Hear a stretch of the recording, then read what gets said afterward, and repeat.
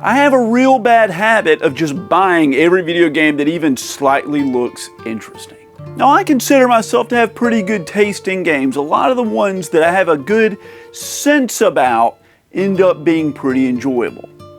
But not every time. Sometimes I pick up a game and I really wish I hadn't done it. Sometimes they're bad. Sometimes they're just overpriced. Sometimes I feel like I got tricked. Whatever the case, I walk away with a bad taste in my mouth, and I'm not happy about it at all. Hey guys, I'm RNG Gamer.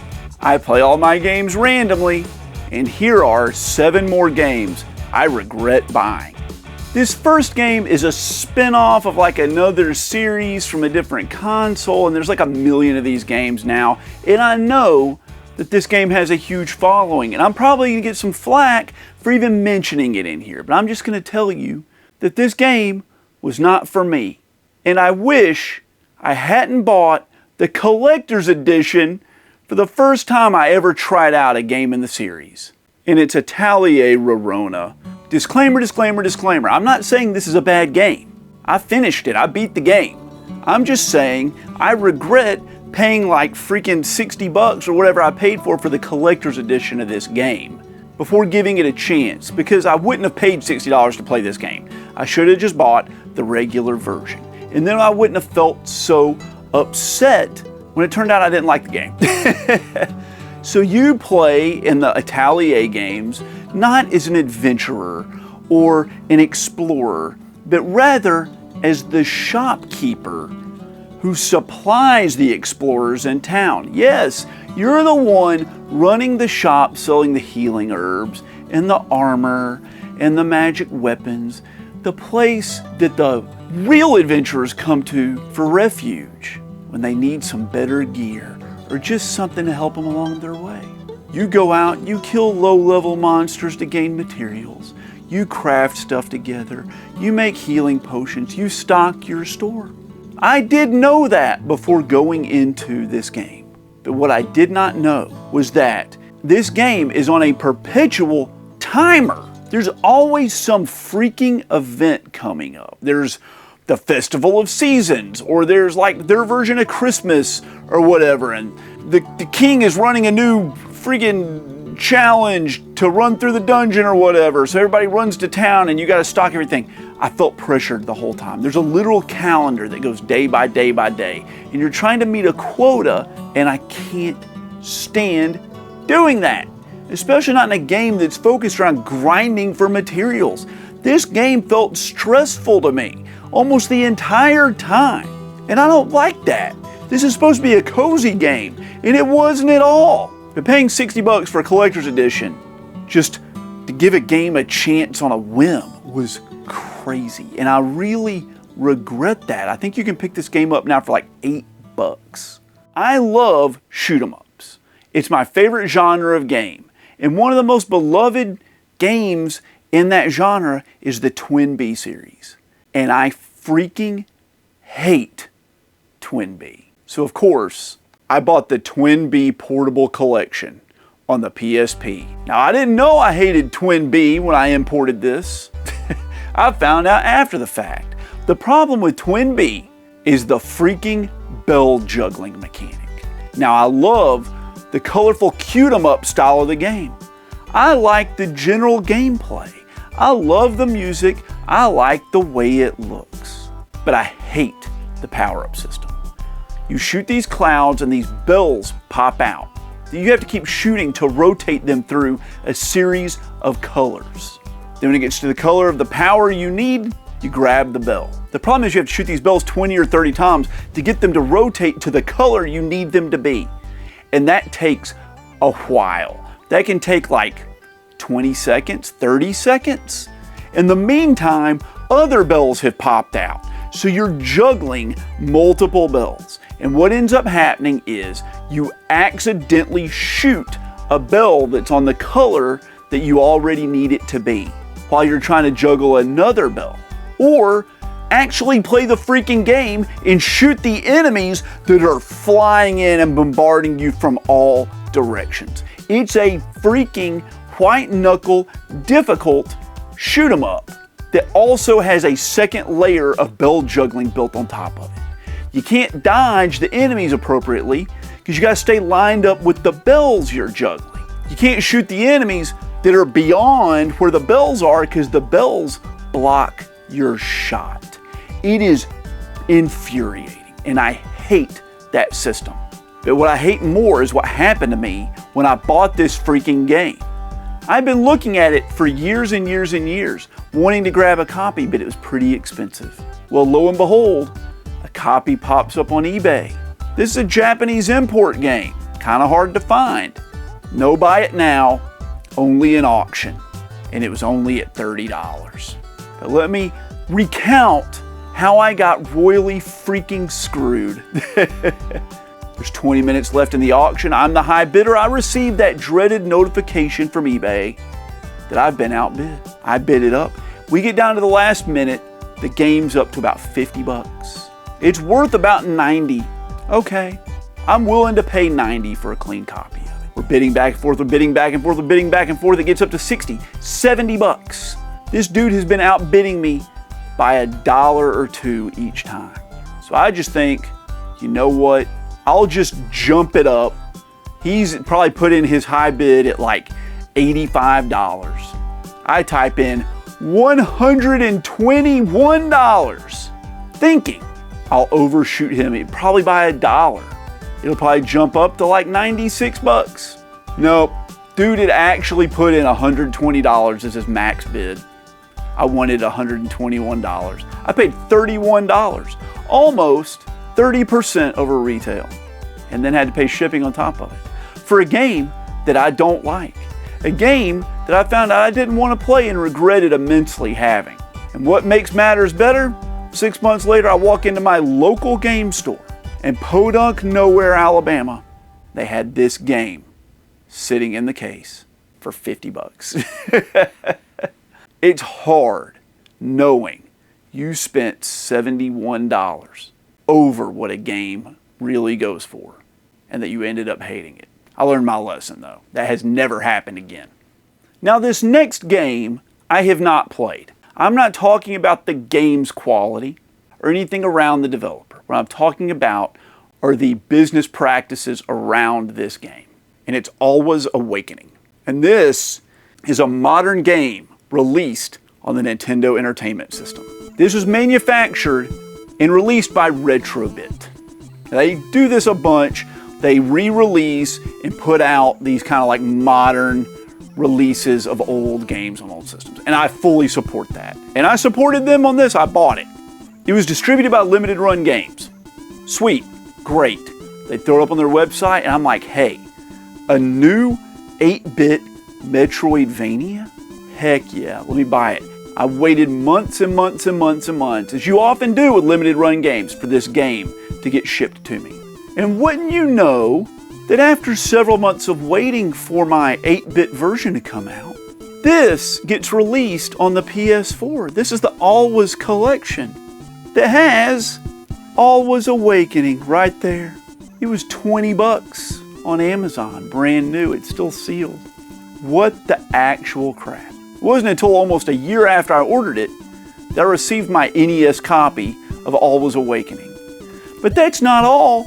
Would you believe that they also released Alwa's Awakening on the Evercade console, on a cart that cost 20 bucks brand new? I paid $60 for a game and waited a year for it. And in the meantime, it was released on 2 different systems for technically less than $10 on a physical version. I feel like they should have given me, and by me, us, the collective community out there, a heads up, because they sure as hell knew that that game was coming out to other sources. They should have waited after these were out and then released that as like a collector's piece. But probably if they had done that, nobody would have bought it. I actually feel like they screwed me over with that. I actually feel screwed over. I want to play the game, but I'm never going to bust that NES version open. Never. It'll stay sealed till the end of time. I Unless somebody wants it, I'll trade it away. I'll trade it away. Do you want it? Message me. We can trade. I'm all for them putting out 8-bit games, but they kind of did build it up like it was only coming to the NES. My favorite fighting game series of all time is the King of Fighters. I actually have almost all of them on the Neo Geo, which I'm very proud of. So when I saw that SNK was releasing a tag team one-on-one fighter, which is specifically not a tag team game, I'm realizing as I'm saying that, 2-on-2 fighter for the Nintendo Switch, starring all the cute girls from the SNK games, I jumped on it. And it's SNK Heroines Tag Team Frenzy. And I can already hear you in the comments. I can hear you typing right now. But RNG Gamer, the freaking King of Fighters series has a rich lore and a rich history. And there's a lot of canon involvement with this game that explains how it fits into the general hierarchy. No, it's not. This is a fan service game that doesn't look good and doesn't have interesting costumes to unlock. But a bigger sin is that it's not fun to play. It doesn't really have any of the mechanics from the King of Fighters video games. You have special attacks, but you just pull them off by pressing one button. There's the kick button and the punch button and the special attack button. It's just a button masher. That's what the game's designed to do, not be a developmental game for your skills and train you to be a better gamer. No, it's just like for button mashing while you look at cute girls. It sucks. It's a terrible, terrible game. I think I beat it with every character and unlocked every single outfit in like one sitting, like in 3 hours or something. And that's all the content there was in the game. How incredibly disappointing. How do you even screw that up? Well, what a disappointment. What a huge disappointment. And I could even forgive that if it was fun to play. But it's even more unfun than it is disappointing. What a disaster. Speaking of disasters, I actually like auto runner games. Games where you just automatically run and you just have to like dodge, dip, duck, dive, and dodge or whatever it was to get out of the way. And one of my favorite auto runners is the Bit.Trip runner series. The first Bit.Trip runner game was a very low polygon, almost Atari 2600 looking game that played fantastically. For the sequel, they ramped everything up and even got Charles Martinet, the voice of Mario, before Chris Pratt, to narrate it. And he did a great job. And it was this quirky, interesting, whimsical world with a lot of fun stages and set pieces and interesting level design that took a really boring concept like an auto runner where you're really just like ducking and punching stuff out of the way. And it's really a rhythm game when it all boils down to it, and injected some much needed energy into it. So when they announced the third game, Runner 3, buddy, I was on board with it. This time around, instead of it being a little more dark and whimsical, it was bright and colorful and had vibrancy in the music and the level design. The art style was totally different. Everything was blown up. It was more high def. But what they gained in terms of dynamic colors and more high definition graphics, they lost in gameplay. First of all, the levels are boring as crap while being extremely frustrating. Very rarely playing this stuff, I feel like I got in a good flow. And that's what's cool about auto runners. You feel like you get into this flow where you're just moving along and you're reacting, and you're dodging left and right, and you're punching to get through the barriers, and you're jumping over this, and you're sliding under that. Every obstacle in this game feels like a gotcha. Ha! Gotcha! Yeah, I know you had this like large leap of fate that you'd never seen before, and at the end of it we just put like a wall you had to punch through that you'd never know was there. Really frustrating, but to make matters even more frustrating, there is some abysmal input delay on this game. Awful. I read somewhere it was like 7 frames of input delay. So, remember when I said this was like a rhythm game? You gotta do everything right on the beat? Wrong. You can't do it on the beat because the beat you're hearing and the pulse you're seeing on the screen, well, those things already happened 7 frames ago, according to the game. It's like being asked to tap your feet along to a song, but tap your foot 1/4 of a second faster than the beat, and never get off that. Ignore the beat, because if you pay attention to the beat, you'll start tapping your foot on the beat. No, 1/4 of a second ahead of the beat, dummy. 1/4 of a second. That's real easy to do when you're doing a leap of faith and there's a wall at the bottom of the pit that you didn't know was there. How did you not hit that 1/4 of a second before you saw it? What the actual hell? You have to memorize every level and then execute it in a time frame that does not align with anything you're seeing or hearing on the screen. This game should not have been released in the state it's in. It's virtually unplayable a lot of the time on the Switch, and I really regret ordering it. Let's do another Nintendo Switch game. I'm sorry I picked so many Switch games. I promise I don't have anything against the system. I actually really love the Nintendo Switch. These were just the ones that I got to first tonight, okay? There are lots of these. I could make 50 of these videos.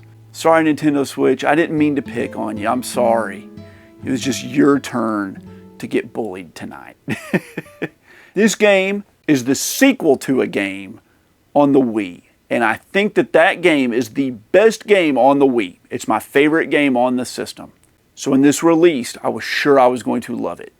I splurged. I bought the collector's edition, and it's Xenoblade Chronicles 2. Now, I love the combat in Xenoblade Chronicles 2.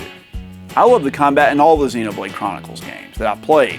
My problem with Xenoblade Chronicles 2 is with the characters. I absolutely freaking hate the main character in this game. I don't like him. He's an annoying kid. He thinks he knows more than everybody else. He's sassy, he's snarky, he's disrespectful, and he's constantly letting his emotions get the best of him. He'll run into a battle when he has no business doing it that actually leads to some of his friends getting killed. And then he whines and complains about it. Why does this bother me so much? This is an anime trope. It happens all the time. Let me tell you, I'm a dad. I hate seeing children, even fake children in a video game, behave like that. It drives me crazy. And I wish I could jump into this game and grab that main character and tell him why he's a piece of garbage and that no one around him likes him and how no one's ever going to like him if he keeps acting like that. Also, the little mascot characters in the Xenoblade Chronicles series, the pawns or whatever they're called, they're like basically just like eggplants with ears and fur. They suck. I don't like them either. It's like a mixture of Yoda and an Ewok. Oka borrow monies for Little Pond's food. Chief Danga know best. Ricky must work for Little Ponds to have good life. Ricky will. Okay, Oka. It's hard to take it seriously, especially when the world is at stake like it is in every game. And not only that, the other characters, they're all either non-reactive and have like no personality, or they're like pissy. Just, you think you know everything. It's just a bickering. It's just annoying. It's all the time. But the villains are all really cool. The bad guys are great. I liked them. I can't remember that ever happening where I was put off of a game I actually liked playing because of the cast. Hopefully this is remedied in Xenoblade Chronicles 3, but I have to say, after getting burned on the collector's edition of this one, I didn't even pick it up. I don't even have it. That's how off-put I was by this. I'm not saying it's a bad game. I loved the combat. I thought the story was kind of cool. The setting of Xenoblade Chronicles, where they're like on this flooded world and the continents are all these giant animals, great idea. Super cool. I just don't like the characters, the main characters. I just don't like them. Sorry, I wish I did. Fix it. Did they fix it in the third one? Please let me know. I'm serious. Tell me down below. So I have a good friend in town. He's also a collector and a game hunter, and he picks up all kinds of weird stuff. Stuff I never would ever find. He has sources I don't know where they come from, man. These people live in the hollow earth. They come from the other side of the flat planet. I don't know, man. Well, he had a boxed rare Atari 2600 game, and I like the Atari 2600. And the game was Miner 2049er. I paid him $50 for it. It was a good deal. I set it on the shelf, put it in my backlog, and it sat there for years waiting to get picked. Well, last year I reviewed the Atari 50th anniversary celebration. Wouldn't you know, I had Miner 2049er on it. And it ended up being one of my least favorite games on that entire collection. 104 games, many of which were really bad. Really, really bad. Miner 2049er managed to hang in there with the worst ones of all. But before I played that, once again, I ended up buying this for $70 off the same guy. It's Miner 2049er, Volume 2. And this is a very rare and heavy hitter Atari 2600 game. It goes for over $150. No one out there even likes Atari. I'm like the only person my age that still collects Atari. And the fact that there are even $150 games on the system blows my mind. There's one right there, and I don't want to play it. I don't want to play it. Is it any good? I don't know. You're seeing the gameplay footage. I don't even know what it looks like. But I already regret it. Unless it's a completely different game with different mechanics. And everything about it is changed. And the main character is different. Unless all that stuff is changed, I can't envision me liking this game. But yet, right after I'm done filming this video, I'm going to pick it up, walk it all the way to the other end of the game room, leave it inside its protective box, and carefully slide it back on the shelf with all the other Atari 2600 games that nobody cares about. $150. There are games right now that I want really badly that are less than $150 that I won't buy because I'm like, I'll be able to find them cheaper later. I'll just hold off. I'll just hold off. Well, I got a $150 game right there. Do I sell it? Who's going to buy it? Who's looking for $150 Atari 2600 games? I don't know. I regret it. Do I? I regret it. I definitely regret it. Well, guys, if you made it this far, I really appreciate it.